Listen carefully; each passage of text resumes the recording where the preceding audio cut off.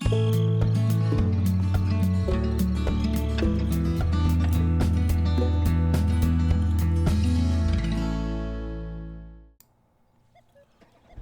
to Thueringer for Farming Simulator 15.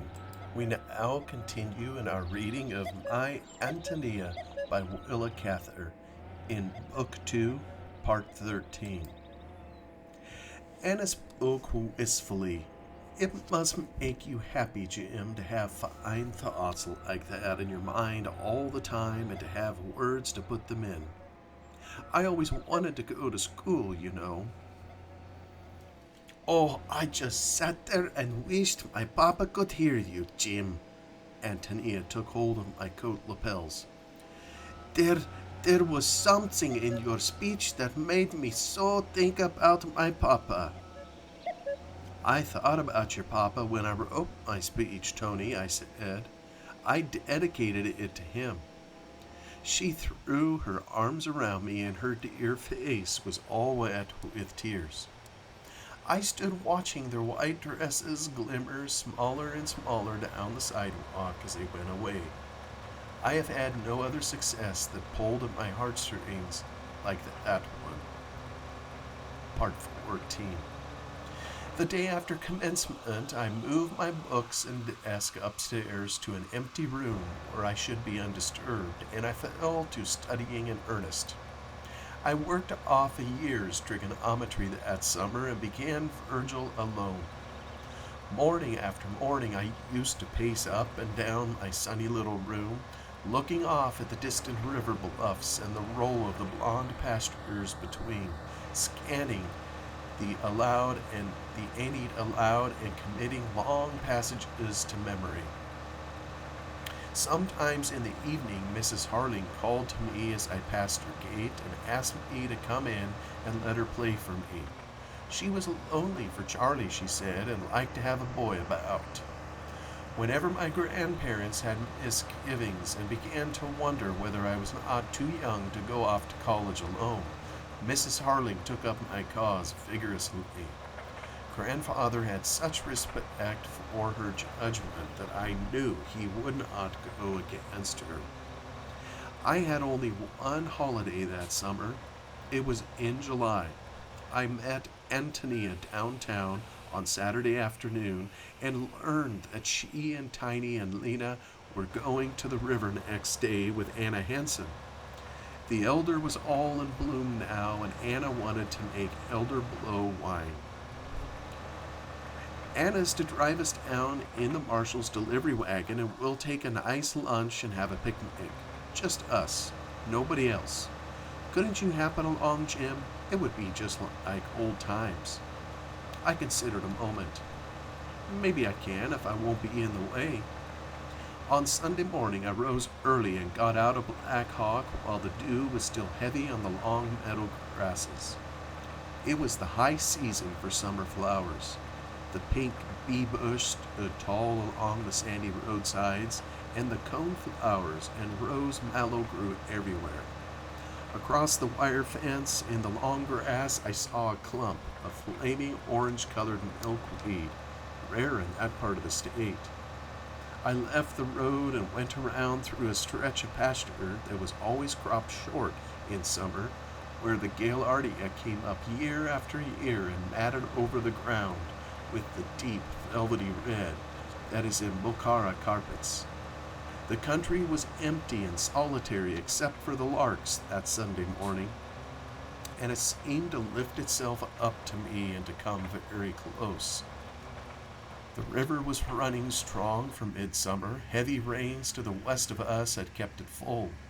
I crossed the bridge and went upstream along the wooded shore to find a pleasant dressing room I knew among the dogwood bushes, all overgrown with wild grapevines. I began to undress for a swim. The girls would not be along yet. For the first time, it occurred to me that I would be homesick for that river after I left it. The sandbars, with their clean white beaches and their little groves of willows and cottonwood seedlings, were a sort of no man's land, little newly created worlds that belonged to the Black Hawk boys. Charlie Harley and I had hunted through these woods, fished from the fallen logs, until I knew every inch of the river shores and had a friendly feeling for every bar and shallow.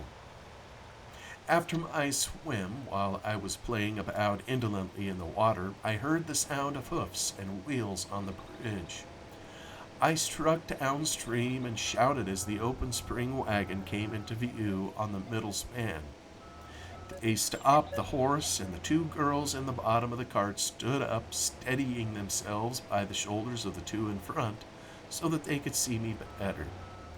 They were charming up there, huddled together in the cart and peering down at me like curious deer when they come out of the thicket to drink. I found bottom near the bridge and stood up, waving to them.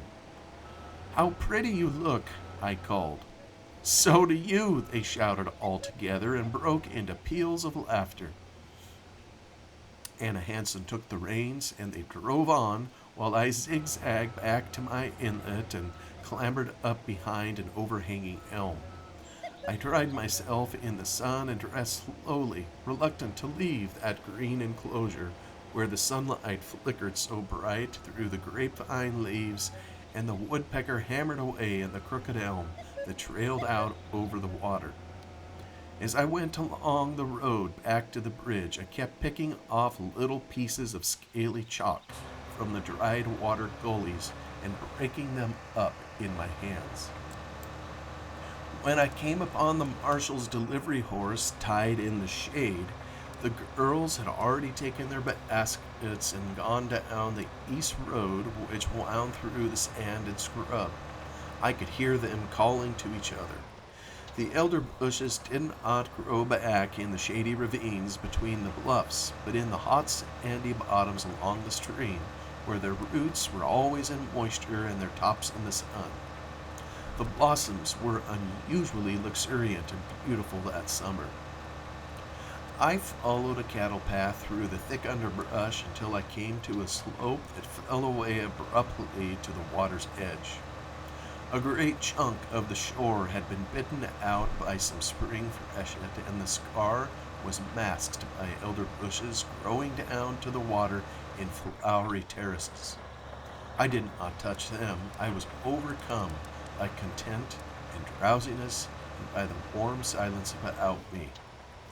There was no sound but the high, sing-song buzz of wild bees and the sunny gurgle of the water underneath. I peeped over the edge of the bank to see the little stream that made the noise. It flowed along perfectly clear over the sand and gravel, cut off from the muddy main current by a long sandbar. Down there on the lower shelf of the bank, I saw Antonia, seated alone under the pagoda-like elders. She looked up when she heard me and smiled, but I saw that she had been crying. I slid down into the soft sand beside her and asked her what was the matter. "It makes me homesick, Jimmy, this flower, this smell," she said softly. "We have this flower very much at home, in the old country. It always grew in our yard, and my papa had a green bench and a table under the bushes. In summer, when they were in bloom, he used to sit there with his friend that played the trombone. When I was little, I used to go down there to hear them talk, beautiful talk, like what I never hear in this country." "What did they talk about?" I asked her. She sighed and shook her head. "Oh, I don't know, about the music and the woods and about God and when they were young." She turned to me suddenly and looked into my eyes. "You think, Jimmy, that maybe my father's spirit can go back to these old places?" I told her about the feeling of her father's presence I had on that winter day when my grandparents had gone over to see his dead body and I was left alone in the house. I said I felt sure then that he was on his way back to his own country, and that even now, when I passed his grave, I always thought of him as being among the woods and fields that were so dear to him.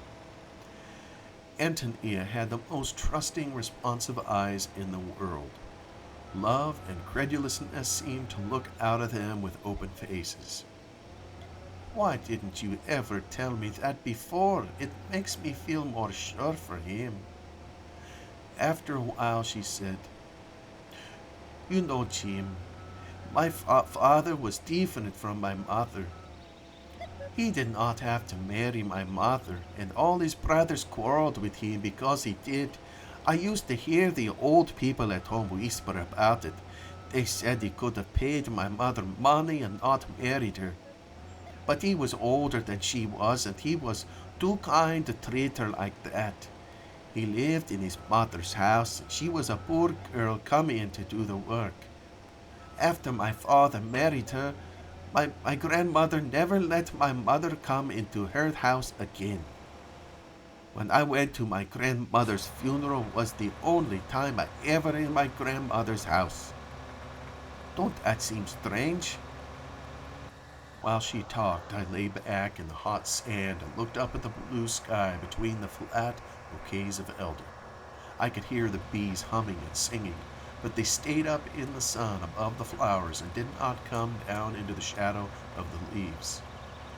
Antonia seemed to me that day exactly like the little girl who used to come to our house with Mr. Shimerda. Someday, Tony, I am going over to your country, and I'm going to the little town where you lived. Do you remember all about it?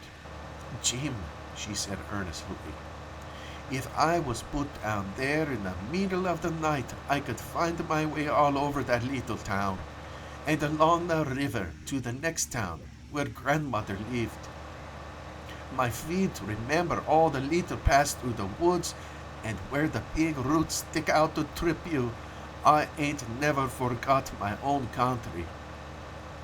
There was a crackling in the branches above us, and Lena Lingard peered down over the edge of the bank. You lazy things, she cried. All this elder, and you two lying there.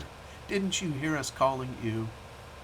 Almost as flushed as she had been in my dream, she leaned over the edge of the bank and began to demolish our flowery pagoda.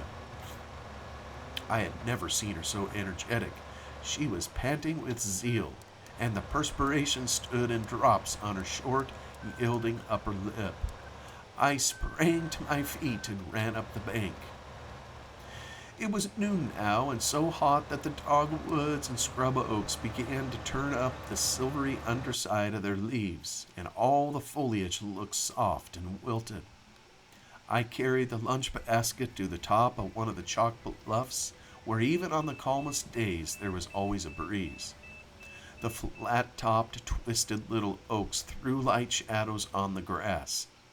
Below us we could see the windings of the river and Black Hawk grouped among its trees, and beyond the rolling country, swelling gently until it met the sky. We could recognize familiar farmhouses and windmills. Each of the girls pointed out to me the direction in which her father's farm lay, and told me how many acres were in wheat that year and how many in corn. My old folks, said Tiny Soderball, have put in 20 acres of rye. They get it ground at the mill, and it makes nice bread. It seems like my mother ain't been so homesick ever since father's raised rye flour for her. It must have been a trial for our mother, said Lena, coming out here and having to do everything different. My mother had always lived in town. She says she started behind in farm work and has never caught up. Yes, a new country's hard on the old one sometimes, said Anna thoughtfully. My grandmother's getting feeble now, and her mind wanders. She's forgot about this country and thinks she's at home in Norway. She keeps asking Mother to take her down to the water slide and the fish market. She craves fish all the time. Whenever I go home, I take her canned salmon and mackerel. Mercy, it's hot, Lena yawned. She was supine under a little oak, resting after the fury of her elder hunting, and had taken off the high-heeled slippers she had been silly enough to wear. Come here, Jim. You never got the sand out of your hair. She began to draw her fingers slowly through my hair. Antonia pushed her away. You'll never get it out like that, she said sharply. She gave my head a rough tuzzling and finished me off with something like a box on the ear. Lena, you oughtn't to try to wear those sleepers anymore. They're too small for your feet. You better give them to me for Yolka. All right, said Lena good-naturedly, tucking her white stockings under her skirt. You get all Yolka's things, don't you? I wish Father didn't have such bad luck with all his farm machinery. Then I could buy more things for my sisters. I'm going to get Mary a new coat this fall if the sulky plows never paid for. Tiny asked her why she didn't wait until after Christmas, when coats would be cheaper. What do you think of poor me, she added, with 6 at home, younger than I am? And they all think I'm rich because when I go back to the country, I'm dressed so fine. She shrugged her shoulders. But you know, my weakness is playthings. I like to buy them playthings better than what they need. I know how that is, said Anna. When we first came here and I was little, we were too poor to buy toys. I never got over the loss of a doll someone gave me before we left Norway. A boy on the boat broke her, and I still hate him for it. I guess after you got here, you had plenty of live dolls to nurse. Like me, Lena remarked cynically. Yeah, the babies came along pretty fast, to be sure. But I never minded. I was fond of them all. The youngest one, that we didn't any of us want, is the one we love best now. Lena sighed. Oh, the babies are all right. If only they don't come in winter. Ours nearly always did. I don't see how Mother stood it. I tell you what, girls, she sat up with sudden energy. I'm going to get my mother out of that old sod house where she's lived so many years. The men will never do it. Johnny, that's my oldest brother, he's wanting to get married now and build a house for his girl instead of his mother. Mrs. Thomas says she thinks I can move to some other town pretty soon and go into business for myself. If I don't get into business, I'll maybe marry a rich gambler. That would be a poor way to get on, said Anna sarcastically.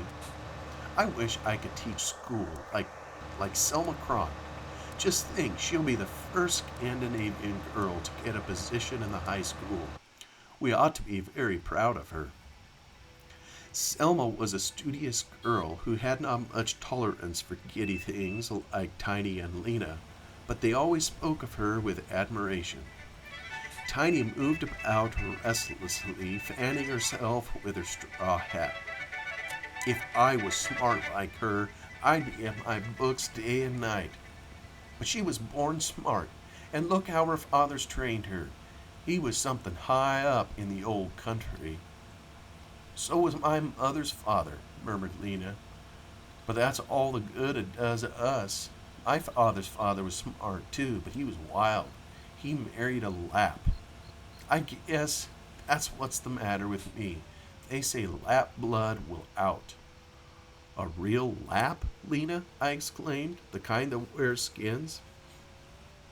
I don't know if she wore skins, but she was a Lapp all right. And his folks felt dreadful about it.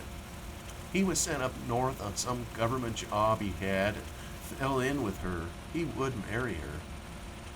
But I thought Lapland women were fat and ugly and had squint eyes like Chinese, I objected. Well, I don't know, maybe. Must be something mighty taking about the Lapp girls, though. Mother says the Norwegians up north are always afraid their boys will run after them. In the afternoon, when the heat was less oppressive, we had a lively game of Pussy Wants a Corner on the flat bluff top with the little trees for bases. Lena was Pussy so often that she finally said she wouldn't play any more. We threw ourselves down on the grass, out of breath. Jim, Antonia said dreamily, I want you to tell the girls about how the Spanish first came here, like you and Charlie Harling used to talk about. I've tried to tell them, but I leave out so much. They sat under a little oak, Tony resting against the trunk and the other girls leaning against her and each other. and listened to the little I was able to tell them about Coronado and his search for the 7 golden cities. At school, we were taught that he had not got so far north as Nebraska, but he had given up his quest and turned back somewhere in Kansas. But Charlie Harling and I had a strong belief that he had been along this very river. A farmer in the county north of ours, when he was breaking sod, had turned up a metal stirrup of fine workmanship and a sword with a Spanish inscription on that blade. He lent these relics to Mr. Harling, who brought them home with him. Charlie and I scoured them, and they were on exhibition in the Harling office all summer. Father Kelly, the priest, had found the name of the Spanish maker on the sword and an abbreviation that stood for the city of Cordova. "And that I saw with my own eyes," Antonia put in triumphantly. "So Jim and Charlie were right, and the teachers were wrong." The girls began to wonder among themselves. Why had the Spaniards come so far? What must this country have been like then? Why had Coronado never gone back to Spain, to his riches and his castles and his king? I couldn't tell him. I only knew the schoolbook said he died in the wilderness of a broken heart. "More than him has done that," said Antonia sadly, and the girls murmured assent. We sat looking off across the country, watching the sun go down. The curly grass about us was on fire now. The bark of the oaks turned red as copper. There was a shimmer of gold on the brown river. Out in the stream, the sandbars glittered like glass, and the light trembled in the willow thickets as if little flames were leaping among them. The breeze sank to stillness. In the ravine, a ringed dove mourned plaintively, and somewhere off in the bushes, an owl hooted. The girls sat listless, leaning against each other. The long fingers of the sun touched their foreheads. Presently we saw a curious thing. There were no clouds. The sun was going down in a limpid, gold-washed sky. Just as the lower edge of the red disk rested on the high fields against the horizon, a great black figure suddenly appeared on the face of the sun. We sprang to our feet, straining our eyes toward it. In a moment we realized what it was. On some upland farm, a plow had been left standing in the field. The sun was sinking just behind it. Magnified across the distance by horizontal light, it stood out against the sun, was exactly contained within the circle of the disk, the handles, the tongue, the share, black against the molten red. There it was, heroic in size, a picture riding on the sun. Even while we whispered about it, our vision disappeared. The ball dropped and dropped until the red tip went below the earth. The fields below us were dark, the sky was growing pale, and that forgotten plow had sunk back to its own littleness somewhere on the prairie. Part 15. Late in August, the Cutters went to Omaha for a few days, leaving Antonia in charge of the house. Since the scandal about the Swedish girl, Wick Cutter could never get his wife to stir out of Black Hawk without him. The day after the Cutters left, Antonia came over to see us. Grandmother noticed that she seemed troubled and distracted. "You've got something on your mind, Antonia," she said anxiously. "Yes, Mrs. Burden. I couldn't sleep much last night." She hesitated and then told us how strangely Mr. Cutter had behaved before he went away. He put all the silver in a basket and placed it under her bed, and with it a box of papers which he told her were valuable. He made her promise that she would not sleep away from the house or be out late in the evening while he was gone. He strictly forbade her to ask any of the girls she knew to stay with her at night. She would be perfectly safe, he said, as he had just put a new Yale lock on the front door. Cutter had been so insistent in regard to these details that now she felt uncomfortable about staying there alone. She hadn't liked the way he kept coming into the kitchen to instruct her, or the way that he looked at her.